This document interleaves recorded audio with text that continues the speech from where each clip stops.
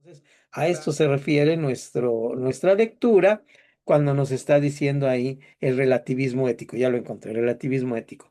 La iglesia cristiana tiene que hablar claramente, no solo sobre los puntos doctrinales, sino también sobre los éticos. Ya hablamos de esto de Schaeffer, que dice la ortodoxia, la doctrina correcta, pero también indicar la diferencia entre los fundamentos éticos corrientes de nuestros días y los de la ética que se sujeta a la palabra de Dios. Entonces aquí tenemos que estar sujetos a la palabra de Dios. Por eso este libro, ahorita vamos a regresar, se llama Bíblico Teológico de la Ética. La tarea apologética de la iglesia cristiana también tiene su fase ética. ¿Qué es esto de la apologética? La apologética se refiere a la defensa de la fe. Nosotros tenemos que defender la fe, no de quitar a la gente de que fume o tirarle el cigarro de la boca, ni ir a la casa del vecino y quemarle su santito, ¿verdad? O tirar la estatua que pusieron en mi colonia de la Santa Muerte. No, no, no. Tiene que ver naturalmente con que desde nuestra propia vida tengamos una fase ética que le diga al mundo, que confronte al mundo. Ujú. Yo confronto al mundo porque vivo diferente al mundo. Sí, eso le llamamos el cultivo del estudio ético sobre la base bíblica, subrayamos base bíblica, puede ser un estímulo grande para una apreciación más a fondo, pero es un libro, vean ustedes, que dice Ética Cristiana, un enfoque bíblico teológico. Es de Lugoy, aquí está el editorial, y es esa información que les di hace un momentito sobre basando en Isaías 43. Está diciéndonos el juez, sabes que ya no te debo nada. Para enseñarte, los maestros, en lugar de enseñarte lo correcto, te enseñaron lo incorrecto. ¿Qué es la palabra prevaricar? Puede buscarla rápidamente ahí con el tío Google y va a encontrar que la etimología, si pregunta etimología de la palabra prevaricar, es la siguiente: paranomos. La palabra paranomos. Paralelo a la ley. Nomos es ley en griego. Paralelo a la ley. Entonces, paranomos significa prevaricar. Prevaricar significa torcer el camino, alterar el camino, irse por otro lado. Entonces, eso es lo que hacemos en la vida. Para tener una ética bíblica tenemos que empezar con el principio de que no hay una alternativa, hay un solo camino, hay una sola manera de trabajar.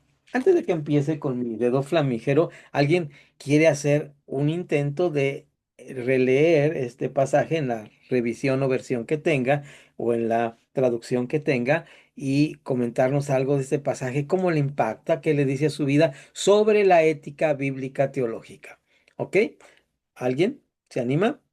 Ok, prevaricar es quebrantar la ley. Gracias, Vidi. ¿Algún comentario? La verdad es que a lo mejor les va a sonar absurdo lo que voy a decir, pero yo no sabía ni que había cristianos, no sabía ni que existían los cristianos y tan así que cuando Dios me encuentra y me manda con la persona correcta y me dice que en el lugar donde iba a ir, y yo llego a pues a esa congregación, porque pues la iglesia somos el cuerpo de Cristo. Cuando yo entro por primera vez ahí, a ese lugar, yo dije, ¿y dónde están los santos? Tan así fue que dije, ahora, ¿qué hay aquí? Entonces, la verdad es que en mi corazón había muchas dudas, no sabía si estaba en el lugar correcto o no. Eh, Pasaron por mi mente salirme de ahí, de ese lugar, pero había otra parte que llamaba y me decía, no te salgas, estás en el lugar adecuado. Y la verdad es que pues sí, mis padres nunca me inculcaron pues el cristianismo. Le digo, yo no sabía nada de ni que existían los cristianos. Siempre mi mamá fue católica, mi papá también.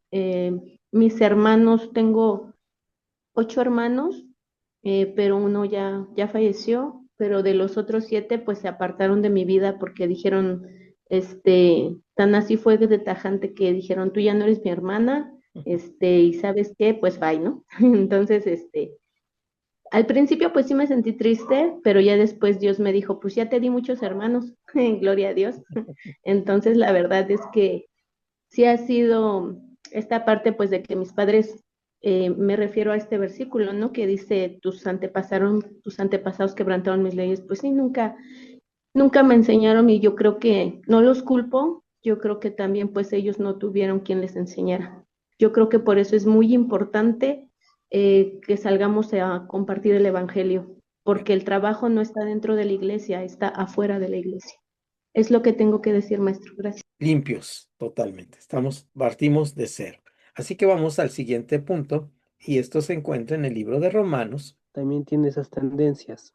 Entonces, Sí, te entiendo perfectamente. Entonces, seguimos construyendo. Entonces, también hay ciertos factores externos, ¿verdad? Como pues, la juventud, como es la crisis de la media vida, como es el síndrome del nido vacío, como es acercarnos al fin de la vida, que nos va a tener que enfrentar a diferentes realidades donde si alimentamos más la carne, pues vamos a tener un fracaso. ¿De acuerdo? Entonces, ya sabemos que es por gracia y que el Señor nos perdona, y de aquí en adelante tenemos que alimentar la parte espiritual. ¿De acuerdo? Entonces ahí vamos bien con esta parte de Romanos 7. Ahora voy a segunda a los Corintios, el libro excelente, segunda a los Corintios, y vamos ahí a hablar un poquito de esto. Se encuentra en el capítulo 10 de Segunda a los Corintios. Es un capítulo. Pablo, ¿saben qué está haciendo aquí? Está defendiendo su ministerio. Así como lo ven, al gran apóstol Pablo tenía que defenderse delante de los malvados corintios, ¿verdad? Entonces está defendiendo su ministerio.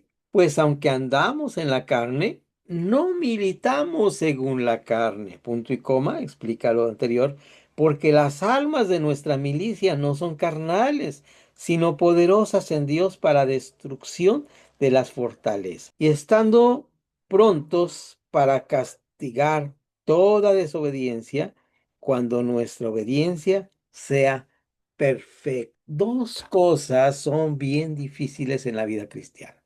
Como bien decía Gabriel hace rato, a lo largo de la vida nos apelan diferentes pecados, y cada etapa de nuestra vida va a ser diferente. Y cada uno de nosotros como individuo y persona tenemos diferentes luchas o diferentes pruebas.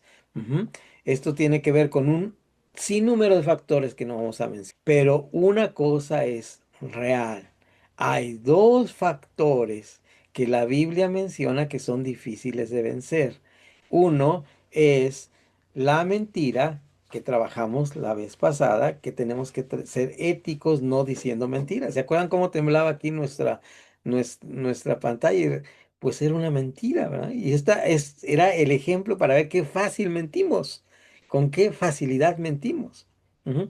Yo les digo cuando vamos a tomar el curso de predicación, les decía, digan el ejemplo que sea, pero si no es verdad, añadan que esto no es verdad, porque si no, tenemos un problema grave con esto. Ahora, esa es la mentira. La otra cosa dificilísima es la obediencia. Le subí por ahí una estampita, ¿verdad? De lo que es la obediencia y cómo sufren nuestros líderes con la obediencia. Ujú. Tenemos que aprender obediencia. Y lo que está Pablo aquí dice, hasta que nuestra obediencia sea perfecta. Qué reto tan grande. Son dos retos muy grandes, y entonces esta es la otra parte, la siguiente parte en el escalón de una ética cristiana. Y es importantísimo que nosotros entendamos que ya no estamos militando, pues aunque andamos en la carne, no militamos según la carne. Esto tenemos que tener en nuestro pensamiento, porque aquí entra lo que se llaman los supuestos básicos de los que les había hablado. Cuando nosotros estamos pensando que vivimos aún en la carne, entonces tomamos decisiones. Vamos a hablar un poquito más de esto la siguiente clase, cómo tomamos nuestras decisiones. Y nuestras decisiones las tomamos en base, se los he dicho varias veces, a lo que tenemos en la cabeza. Si en la cabeza tenemos el versículo que dice, no robarás, el supuesto de los mexicanos, lo que hay en México es de los mexicanos, ¿verdad? Pero si yo tengo el supuesto que dice no robarás, ¿qué hago con esta pluma que tengo aquí?